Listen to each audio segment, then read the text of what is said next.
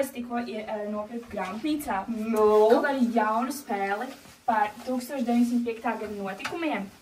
Tik interesanti man pārdevēja ieteica. Es domāju, ka mēs varētu uzstāvēt, mums tieši laiks ir. Jā, man tieši teica, būs pakaļ pēc pusstundas, izklausās ļoti interesanti. Ne? Ejam spēlēt. Aiziet. Noteikumos ir teikts, ka mums pēc iespējas ātrāk jāņem kartītes un jāmēģina atbildēt uz jautājumiem, un tas, kurš atbild pareizi, dabū punktu. Tā kā, cik tu esi pārliecināta par savām zināšanām vēsturē? Tu gribi sākt vai es? Tu vari sākt. Gatava? Jā. Kas bija soda ekspedīcijas 1905. gadā? Kas notika 1905. gadā? Nezinu. Vispār man liekas, par šito stāstīja radio. Pamēģinam? Pamēģinam.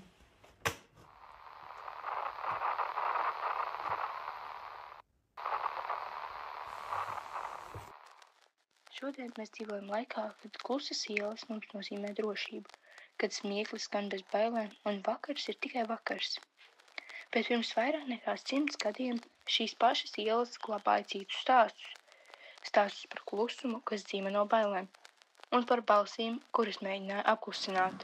1905. gada revolūcijā Latvijā vardarbība bija plaša.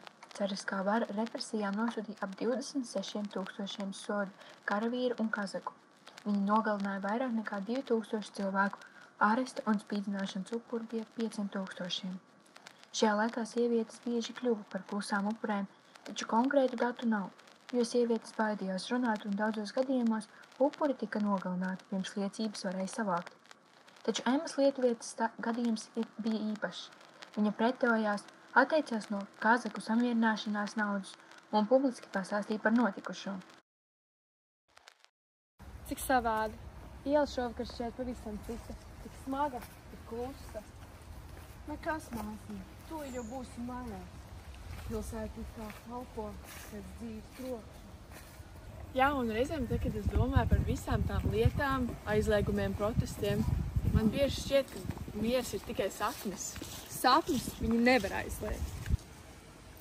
Представите, что такие серьезные. Давайте мы цим вечер pasvajom! Bet lūdzu, ejam prom, viņi neizskatās pie skaidra prāta.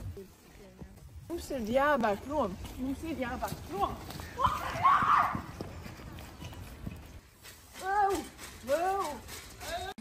Lūdzu, ļaujiet mums iet, mēs nevēlamies problēmas, mēs ejam tikai mājās. Смотри, как говорит, прям Бориша. Ejiet savu ceļu. А ты кто такой? Герой?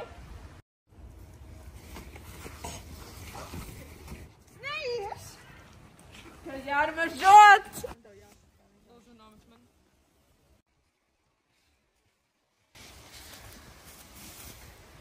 Meitenīt, cieti mani, turies, es izsaukšu tev palīdzību.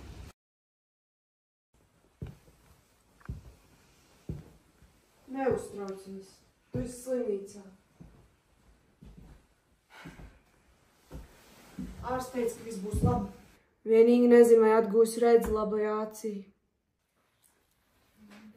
Kā tas ir?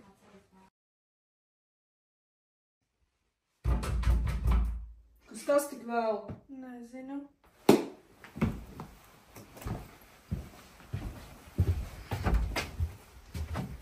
Девочка, mēs nācam lūgt piedošanu. Мы были пьяны. Дураки. Мы не знали, что творим. Мы заплатим 300 рублей. Tikai nesūdziet katarogā. Nauda? Tā nevar dziedēt. Jūs man atņēmāt vairāk nekā miesu. Jūs atņēmāt ticību cilvēkam. Ejiet un nelūdziet piedošanu man, bet gan paši sev. Viņa izdzīvoja, bet pēc šī vakara pasaule viņai vairs nekad nebija tā pati.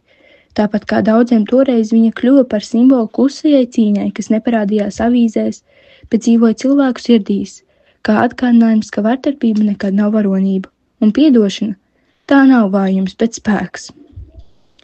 Toreiz tā bija neparasta drosme, jo sieviete nebija bagāta. Pēc dokumentiem viņa bija strādniece, dzīvoja Rīgā un ienākumi bija pieticīgi. Tomēr, neskatoties uz viņas finansiālo situāciju, Emilija vietā teicās no piedāvātās summas. Summa bija aptuveni 300 rubļu. Salīdzinājumā vidējā māju laukos varēja maksāt ap 300 līdz 400 rubļiem, kas nozīmē, ka tā bija liela summa.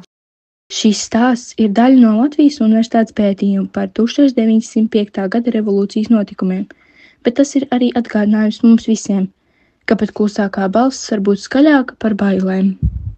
Šausmas. Tas izklausās traģiski. Šausmīgi, tas balstīts uz patiesiem notikumiem.